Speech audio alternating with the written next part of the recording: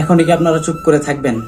এই পরিস্থিতিতে বাংলাদেশে কি হইতেছে সবাই জানে। বর্তমানে এমন কোনো কেউ বাদ নাই যারা অনলাইনে, ফেসবুকে, যে কোনো জায়গায় দেখতেছে না যে বাংলাদেশে কি হইতেছে। তারপরে বড় বড় যত ইউটিউবার আছে, কন্টেন্ট ক্রিয়েটর আছে, মানবতার ফেরিওয়ালা যারা আছে, তারা এখনো কেন চুপ?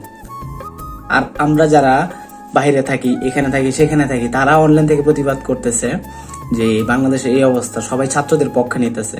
আর আপনারা কোন সাইড নিতেছেন নিজেরাও জানেন না। তো একটা কথা আছে না, যে জুলুম যখন হচ্ছে তখন যদি আপনারা কথা না বলেন তাহলে অবশ্যই আপনারা জুলুমের পক্ষে নিলেন। সো কি বলবো আপনাদের, যারা মিলিয়ন মিলিয়ন সাবস্ক্রাইবার নিয়ে বসে আছে, কোনো কথা বলতে পারতেছে না। এই সাবস্ক্রাইবারের দাম কি? এই ফলোয়ারের দাম কি? মানে বুঝতে পারতেছি না বাংলাদেশের বর্তমানের কন্টেন্ট ক্রিয়েটরদের কি সমস্যা, যারা কাপড় ব্লগ করে।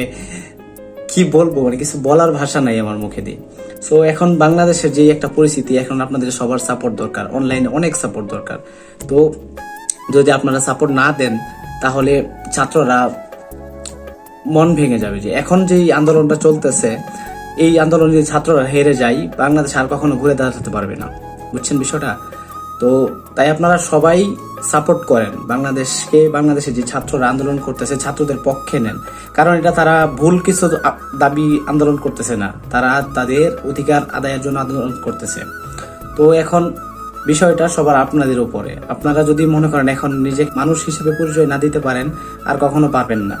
তো এখন হচ্ছে মূল সময়, এখন হচ্ছে আসল সময় সাপোর্ট করার জন্য। বাংলাদেশ উপর দিয়ে উন্নতির নামে নিচে দেওয়া যে কি হইতেছে, কিভাবে চুরি হইতেছে আপনারা সবাই জানেন, তারপরেও চুপ। তো এই চুপ থাকাটার জন্যই এগুলো আর বেশি করতেছে তারা। তো সবাই চেষ্টা করবেন যে যা হইতেছে দেশে, দুর্নীতি এগুলা সেগুলা, মানে কি বলবো, আমার বলার ভাষা নাই মুখ দিয়ে যে দেশে বর্তমানে কি পরিমাণ দুর্নীতি চলতেছে। তো এই যা হইতেছে সব এই সরকার থাকার কারণেই হইতেছে। তো আমরা চাই না যে বর্তমানে ভবিষ্যতে এসব কিছু ঘটুক আমাদের সাথে। তো আমরা চাই একটা সুষ্ঠ রাষ্ট্র, সুষ্ঠুভাবে পরিচালনা করবে সরকার, সুস্থ সরকার, যেগুলা সুস্থ মস্তিষ্কের মানুষ। এইরকম পাগল টাইপের মানুষ আমরা চাই না, যে কিনা কথাই বলে যে মুক্তিযোদ্ধার সন্তানরা কোটা পাবে না। তো কে কোটা পাবে? ওই রাজাকারের সন্তান। তো রাজাকার কারা? সারা বাংলাদেশের মানুষকে রাজাকার বানিয়ে দিল এক কথায়, নাকি?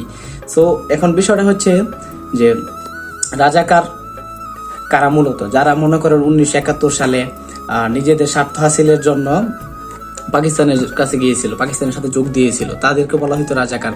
আর এখন যারা বাঙালি, যারা নিজের দেশে থাকতেছে, তাদেরকে রাজাকার বানিয়ে দিছে। তো এখন কি বলবো বলেন আপনারা, যে এই কেন, মানে আমরা কেন রাজাকার? কারণটা কি? আমাদের দোষটা কি? আমরা নিজের অধিকার চাওয়ার জন্য আন্দোলন করেছি, সেই জন্য আমরা রাজাকার? কি বলবো, বলার কোনো ভাষা নাই।